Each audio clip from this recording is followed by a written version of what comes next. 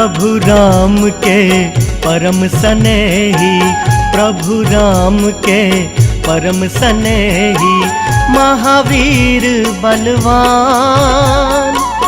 हाथ पताका लेके चले वो, आगे सीना तान, ये मेरे सिंदूरी हनुमान, प्रभु मेरे सिंदूरी हनुमान। हनुमान जी के दर्शन करने आए हो, क्या भाव लेकर? अरे बहुत अच्छा भाव लेके हम आए हैं कि हनुमान जी के दर्शन हो जाए तो हमारा जीवन धन्य हो जाए, ऐसा भाव लेके हम इधर आए हैं। और ये मंदिर बहुत पुराना है, 250 साल पुराना है। इधर आके हमको मन को शांति मिलती है। आप हनुमान जी की पूजा करते हो तो मन में भाव आते हैं कि हनुमान जी की पूजा करें। हनुमान जी ऐसा देव है जो किसी देव से काम नहीं होता है, वो हनुमान जी से काम हो जाता है। इसीलिए हम वो उसकी भक्ति करते हैं और उसके पास वो मन में भाव रखते ज्यादा। तो मानते हो जो अगर हनुमान जी की पूजा की जाए तो सभी संकटों का निवारण हो जाता है? 100% हो जाता है। और देवता चित्र धराए, हनुमंत सही सर्व सुख कराई, वो भाव रखकर हम हनुमान जी की पूजा शुरू से ही करते हैं। इनकी भक्ति बड़ी अनोखी, राम नाम गुण गाते, राम नाम गुण गाते, अपने प्यार की खातिर जग को सीना चीर दिखाते, सीना चीर दिखाते। हनुमान जी पहले तो कलयुग के देवता है, चिरंजीवियों में से एक है, और जो किसी देव से नहीं बनता वो हनुमान जी से बन जाता है। यहाँ पे मैं दूसरी बार ये मंदिर पे आया हूँ, पहली बार 2023 में आया था।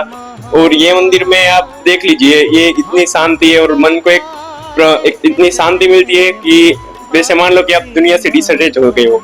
और उतना ही नहीं, ये सबसे प्राचीन मंदिर हरिद्वार का ये है, 250 साल पुराना मंदिर है। और यहाँ के हनुमान जी की मूर्ति भी और प्रतिमा भी आप देख लीजिए, वो जो श्रृंगार करके जो लगा हुआ है बहुत अच्छा और बढ़िया है। और वैसे भी हनुमान जी को तो कहा है कि भाई वो कोई भी देव से नहीं होता, वो हनुमान जी से काम बन नहीं जाता है। वैसे मैं तो मानता हूँ कि यदि आप ब्रह्म मुहूर्त में उठेंगे और थोड़ा सा वो हनुमान चालीसा कर लेंगे तो बने बिगड़े काम भी आपके बन जाएंगे। तो हनुमान की पूजा के लिए आप हनुमान चालीसा का पाठ करते हैं? हाँ जी, मैं करता हूँ हनुमान चालीसा का पाठ। वैसे तो समय बहुत कम रहता है, लेकिन फिर भी कभी कभी समय मिल जाता है तो हम भी करते हैं हनुमान जी का पाठ। 12 अप्रैल को हनुमान जन्मोत्सव मनाया जाएगा कि हनुमान जी का जन्म हुआ। हाँ जी, तो कितना उत्साह है आपके अंदर? बहुत उत्साह है। इसलिए तो हम स्पेशल राजकोट से यहाँ स्पेशल ये वो रामनवमी अपना गया, वो फिर हनुमान जयंती, इसलिए ऐसा वीक चुना कि वो दोनों त्योहार एक में हो जाए, एक वीक में यहाँ जाए। इसी तरीके से हमने अपनी ट्रिप बनाई कि दोनों त्योहार यहीं पे ही हमको मनाने हैं। तो मानते हैं हनुमान जी मनुष्य के सभी संकटों का निवारण करते हैं? हाँ, 100% वो संकट का निवारण कर ही देंगे, क्योंकि उसको कलयुग के देवता भी किए हुए हैं। और उतना ही नहीं, भगवान राम ने भी स्वयं कहा है कि जो भी हनुमान जी की पूजा करेंगे उसको बड़े से बड़े संकट निवारण हो सकता है, बड़े से बड़े संकट का। आपने हनुमान के दर्शन किए, मन में क्या भाव? बहुत अच्छा। और एक जो पॉजिटिव एनर्जी है ना, वो यहाँ के मंदिर में हमको फील हो रही है, आप देख लीजिए। तो लगता है भगवान जो हनुमान है वो साक्षात पृथ्वी पर विराजमान रहते हैं और हनुमान मंदिर में तो वो साक्षात 100% मैं मानता हूँ कि हनुमान जी अभी भी विराजमान है और है ही। और ये आप देख लीजिए, ये मेन रोड वाला मंदिर है, फिर भी आप अंदर आएंगे यहाँ पे बहुत कम शोर आता है और पॉजिटिव एनर्जी आपको 100% फील होती है। सच्चे मन से इन्हें जो पूजे सुख समृद्धि पाते, सुख समृद्धि पाते। रामदूत अतिलुत बलधामा, अंजनी पुत्र पवन सुत नामा, महावीर विक्रम बजरंगी, कुमित निवार सुमिति के संगी। रामदूत हनुमान को संकट मोचन कहा गया है। हनुमान की पूजा करने मात्र से ही मनुष्य के सभी संकट खत्म हो जाते हैं। मान्यता है हनुमान को राम नाम से प्रसन्न किया जाता है। 12 अप्रैल को हनुमान जन्म महोत्सव पूरे देश में बड़े ही धूमधाम के साथ मनाया जाएगा। आखिर हनुमान की पूजा किस विधि से की जाए, इस पर बात करने के लिए हमारे साथ मौजूद है ज्योतिष आचार्य डॉक्टर आनंद वल्लभ जोशी जी। स्वागत है गुरुजी आपका तिलक पत्रिका पे। हनुमान जयंती 12 अप्रैल को सनातनी लोग बड़े ही धूमधाम से मनाएंगे। हनुमान की ये जो जन्म महोत्सव है, इसका इतना बड़ा महत्व क्यों माना जाता है? ऐसा हमारा पौराणिक और सामाजिक सांस्कृतिक मान्यता है कि हनुमान जी कहीं गए नहीं हैं। जो हनुमान की ऊर्जा है, जो हनुमान का अस्तित्व है, वो विद्यमान है। जैसे सभी देवी देवता अपने अपने समय पर विद्यमान रहे, लेकिन गंगा का अस्तित्व अभी भी बना हुआ है, इसी प्रकार से हनुमान का अस्तित्व अभी भी बना हुआ है। यही कारण है कि हम हनुमान जयंती नहीं कहते, आपने शब्द इस्तेमाल किया है हनुमान जन्मोत्सव। जो लोग चले जाते हैं दुनिया से उनको उनकी जयंती मनाई जाती है, नेहरू जयंती है, शास्त्री जयंती है, लेकिन जो यहीं पर विद्यमान है और इसका आभास भी होता है उनके लिए हम हनुमान जन्मोत्सव मनाते हैं। तो हनुमान जी आज भी जागृत देवता के रूप में व्यक्तियों की पूजा स्वीकार करते हैं और उसके अनुसार उनको फल भी प्रदान करते हैं, उनके संकट मोचन बने हुए हैं। जी, तो गुरु जी बात की जाए कलयुग के प्रत्यक्ष देवता है, जी। आखिर हनुमान जी ही क्यों कलयुग में प्रत्यक्ष देवता यहाँ पर देखने को मिलते हैं, और जो ग्रंथों में भी इनका वर्णन मिलता है कि हनुमान जी कलयुग में विराजमान है। ऐसी कौन सी वो कथा है हनुमान जी की? हनुमान का जो व्यक्तित्व था वो अष्ट सिद्धि नवनिधियों के साथ था।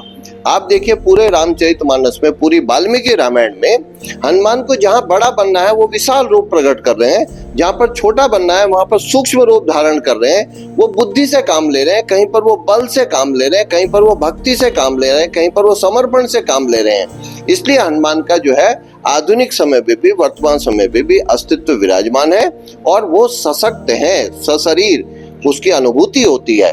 तो इसीलिए हनुमान जी की मान्यता अभी तक सर्वाधिक है और आगे भी अनंत काल तक बनी रहेगी। हनुमान जी की जो पूजा की जाती है कई विधियों से की जाती है, उनको चोला चढ़ाया जाता है, लड्डू का भोग लगाया जाता है। तो हनुमान जी किन चीजों से सबसे ज्यादा प्रसन्न होते हैं और भक्तों पर अपनी कृपा बरसाते हैं?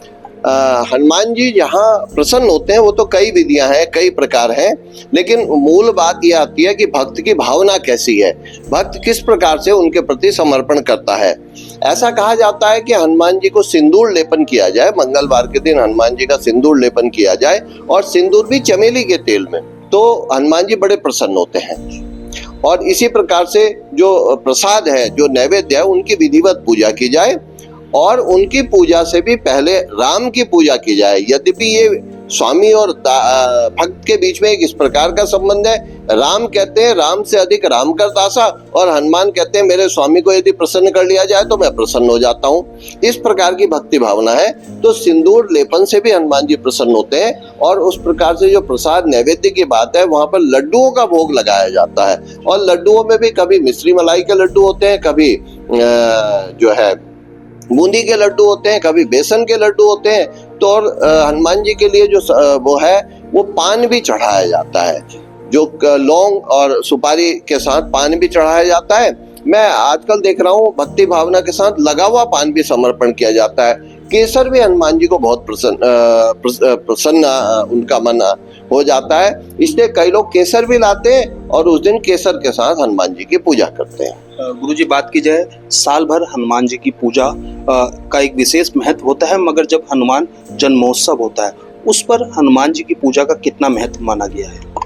हम व्यक्तियों को बधाइयां देते हैं, हम व्यक्तियों के सुख दुख में जाते हैं, उसी प्रकार से हनुमान जी का जो जन्मोत्सव है वो एक विशाल घटना है, मानव की संस्कृति के लिए एक विशाल घटना है। मैं आपको बताऊं कि हनुमान जन्मोत्सव 2 तारीखों में मनाया जाता है, एक चैत्र शुक्ल पूर्णिमा के दिन जो अभी 12 अप्रैल को है, और एक कार्तिक कृष्ण चतुर्दशी के दिन।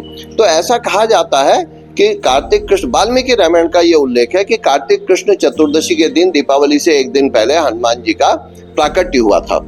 इसी प्रकार से सीता ने भी हनुमान जी की भक्ति से प्रसन्न होकर हनुमान जी को जो है वो अमर रहने का जो है वो वरदान दिया था, हनुमान जी को वरदान दिया था। इसीलिए माता सीता के अनुकंपा से, माता सीता के आशीर्वाद से हनुमान जी अनंत काल तक व्याप्त रहेंगे। जो चैत्र शुक्ल ये पूर्णिमा की बात है, इस दिन कहते हैं हनुमान जी जब बाल रूप में थे तो वो सूर्य की तरफ लपके थे, उसको पका हुआ फल, सुबह सुबह का सूर्य पका हुआ फल समझकर उसकी तरफ लपके थे। और जब वहां पहुंचे तो उसी समय राहु भी उनको ग्रसने के लिए वहां पहुंच गया था। तो देवराज इंद्र ने वज्र का प्रहार करके हनुमान जी को धरती पर गिरा दिया था। चूंकि ये जो हनुमान जी है वो पवन पुत्र हैं, तो पवन ने सारा वायुमंडल रोक दिया था, जिसके बाद इन्हें फिर सभी देवी देवताओं की तरफ से आशीर्वाद प्राप्त हुआ था। तो उस दिन विजय अभिनंदन दिवस के रूप में, चैत्र शुक्ल ये पूर्णिमा के दिन विजय पर्व के रूप में हनुमान जी का जो है जन्मोत्सव मनाया जाता है। तो दोनों जन्मोत्सव, और इस प्रकार से मैंने साहित्य में पढ़ा है दक्षिण भारत में अलग अलग देशों में अलग अलग भी जो है हनुमान जी की जयंतियां, जन्मोत्सव मनाया जाता है। तो जो भाव जिस प्रकार से भी भक्त के मन में आता है, हनुमान जी संकट मोचन करते हैं, रिद्धि सिद्धि देते हैं, उसके कार्यों को सफल बनाते हैं, उसके मन से भय को दूर करते हैं, उसके मन से भय को दूर करते हैं। और विशेष रूप से आपको मैं बताऊं, शनि की जहां प्रभाव होता है, अभी अभी 29 मार्च को हमारा शनि बदला है, कई जातकों से जो है शनि की ढैया पूरी हुई है, कईयों से शनि की 7.5 पूरी हुई है। शनि के प्रभाव के निर्मूलन के लिए आज भी इस कलयुग में हनुमान जी से बड़ी साधना कोई नहीं है। यदि हम शनि के दिन लाल वस्त्र धारण, शनिवार के दिन लाल वस्त्र धारण करके सिंदूर का लेपन करते हैं, बादाम चढ़ाते हैं और उसमें से कुछ बादाम काले कपड़े में रखकर घर में छुपा के अगले दिन फिर हम कहीं पर पीपल के पेड़ पर कहीं पर बांध देते हैं, तो शनि की जो प्रभाव है, शनि का दुष्प्रभाव वो निर्मूल हो जाता है। और इस बार तो ये विशेष महत्व है कि शनिवार के दिन ही ये हमारा हनुमान जन्मोत्सव आ रहा है। तो गुरु जी, बात की जाए जो इस अब जन्मोत्सव मनाया जाएगा हनुमान जी का, इसमें बाल रूप में हनुमान जी की पूजा की जाती है? जिस प्रकार से भी भाव हो सकता है, लेकिन विशेष रूप से हम जन्मदिन जो मनाते हैं वो बाल रूप का ही मनाया जाता है। बाद में भी उसको बड़े से बड़ा व्यक्ति भी है, उसको भी अपने बचपन की स्मृति आ जाती है। और आप देखते हैं बाद में तो एक परंपरा है कि हम बड़े से बड़े अधिकारी की, प्रधानमंत्री की, हम जन्मदिन के दिन उनको बधाइयां देते हैं। लेकिन वस्तु तो आप देखिए ना, बाल को, बच्चे को, बालिका को, बालक को कितना आनंद आता है जन्मोत्सव के लिए, उसके लिए वो परमानंद है। उस समय काम, क्रोध, मद, लोभ, मोह कुछ नहीं होता है। तो इसी प्रकार से अष्ट सिद्धि नवनिधि के जो दाता हनुमान जी हैं, उनका बाल रूप में यदि जो है जन्मोत्सव मनाया जाएगा तो बहुत अच्छा रहेगा। तो माना जाए अगर बाल रूप में हनुमान की पूजा अर्चना की जाएगी तो हनुमान की कृपा भक्तों पर अपार बरसेगी। निश्चित रूप से अपार बरसेगी। हनुमान जन्मोत्सव, और मैं देख रहा हूँ आजकल तो समाज में और जागृति आ रही है, जगह जगह हनुमान जन्मोत्सव के दिन भंडारे हो रहे हैं, समाज के लिए कार्य किया जा रहा है। तो इस प्रकार से यदि हनुमान जी का सुबह सुबह उठकर नहा धोकर हनुमान जी के मंदिर को जो है स्वच्छ किया जाए, फिर वहाँ चौकी लगाई जाए, सिंदूर का लेपन कराया जाए और सिंदूरी वस्त्र धारण कराया जाए, हनुमत ध्वजा ऊपर धारण कराई जाए। इस प्रकार से यदि व्यक्ति करेगा, जो भी भक्ति भाव से लड्डू चढ़ सकते हैं लड्डू, पंचमेवा चढ़ सकता है पंचमेवा, इस प्रकार से जो है हनुमान जी का जन्मोत्सव मनाकर निश्चित रूप से वह भय मुक्त हो जाएगा, समाज में उसकी प्रतिष्ठा होगी, उसको रिद्धि सिद्धियां प्राप्त होंगी, उसके कार्य का साधन होगा। और हनुमान जी, मैं आपको एक बात बताऊं, हनुमान जी हमारे से प्रसन्न है या नहीं है, ये भी साक्ष्य प्रमाण मिलते हैं। हमारा मन शांत हो जाता है, हमारा भय से निर्मूल हो जाता है। और जब हम मंदिर में जाते हैं तो हनुमान जी के ऊपर से, मुकुट से, आसपास से फूल, पुष्प, डोरी नीचे हमारे लिए गिरती है, एक आशीर्वाद रूप में होती है, प्रसन्नता जो है हमें प्राप्त होती है। गुरुजी, हनुमान जी की पूजा के काफी कठिन नियम भी माने जाते हैं और कई बार कहा जाता है कि महिलाओं को हनुमान की पूजा नहीं करनी चाहिए। क्या महिलाओं को हनुमान की पूजा नहीं करनी चाहिए? हनुमान जी के, चूंकि हनुमान जी बाल ब्रह्मचारी के रूप में विख्यात रहे और कर्मठ रहे, तेजस्वी रहे, तो इस प्रकार से जिस दिन हम हनुमान जी के गृहस्थ के लिए जो भी भोग विलास की गरिमा जो है संपादन की गई है शास्त्रों में, लेकिन हनुमान जन्मोत्सव के दिन दोनों पति पत्नी को, सबको, सभी जनों को पूर्ण ब्रह्मचर्य का पालन करना चाहिए। जब हम पितरों की पूजा करते हैं तब भी उसमें हम ये पितरों से प्रार्थना करते हैं, इस समय शुद्ध बुद्ध हूँ, काम क्रोध से विहीन हूँ। इसी प्रकार से हनुमान जी के लिए भी ब्रह्मचर्य अवस्था में, शुद्ध अवस्था में, समर्पण की अवस्था में हनुमान जी की पूजा करनी चाहिए। विशेषतः शारीरिक ही नहीं, मानसिक रूप से भी ब्रह्मचर्य की जो है अवस्था आनी चाहिए। उस दिन हम क्रोध ना करें, गाली ना बकें, दुर्वचन लोगों को ना कहें, लोगों पर दया दिखाएं, वो एक अच्छा कार्य है। अब जो आपने पूछा महिलाओं को हनुमान जी की साधना करनी चाहिए या नहीं करनी चाहिए, मैं तो कहता हूँ जब हनुमान जी राम भक्त हैं, राम लक्ष्मण भरत शत्रुघ्न की सेवा में रत हैं, तो उनके यहाँ भी तो नारियां रही हैं। उन नारियों की भी रक्षा, सीता को जो मुक्त कराया गया वो सिर्फ हनुमान जी की कृपा से कराया गया। सीता की खोज हनुमान जी ने ही की। और आप देखिए, वो सर्वव्यापक, सब कुछ जानने वाले राम ने हनुमान जी के हाथ में अंगूठी दी थी कि आप सीता को ये पहचान के लिए देना। यदि इस प्रकार से बात होती तो वो हनुमान जी नारी के सामने क्यों ना जाते। नारी किसी भी रूप में, भाई के रूप में, राम के भगत के रूप में हनुमान जी की आराधना कर सकती है और उसको भी फल मिलता है, मिलेगा। इसलिए नारियां भी हनुमान जी की साधना कर सकती हैं। हाँ, हनुमान जी के लिए जैसे ये है ना, हम हनुमान चालीसा का पाठ करते हैं, बजरंग बाण का पाठ करते हैं, हनुमान अष्टक का पाठ करते हैं। आज के यदि हम विज्ञान की बात करते हैं तो हनुमान चालीसा भी, बजरंग बाण भी एक उष्माक्षेपी अभिक्रिया है। मैं वैज्ञानिक रूप से बता रहा हूँ, इसको हम एक्सोथर्मिक रिएक्शन कहते हैं। यदि हम 108 हनुमान चालीसा का पाठ करेंगे तो हमारे शरीर से ऊर्जा बाहर निकले। आप भी देखते हैं जितने ऋषि मुनियों ने जो है साधना की है, उनके शरीर से ऊर्जा बाहर निकलती है, उष्मा बाहर निकलती है। वहां पे नारी को बंधन हो सकता है, क्योंकि आप देख रहे हैं ऋषि मुनियों जो है ऊपर के जो उत्तरीय वस्त्र हैं वो बहुत कम धारण करते हैं, क्योंकि उष्मा बाहर निकलती है। ठीक उसी प्रकार से बजरंग बाण, हनुमान चालीसा, हनुमान अष्टक, वो जो कोई भी माता बहन है वो 1-2 बार पढ़ सकती है। अच्छा है वो 108, 1000 बार ना पढ़े, लेकिन हनुमान जी की आराधना, हनुमान जी की साधना, हनुमान जी की पूजा कोई भी माता, बहन, पत्नी कर सकती है। मुझे बात की जाए राशि के अनुसार, क्योंकि राशियों का काफी हमारे जीवन में महत्व माना जाता है।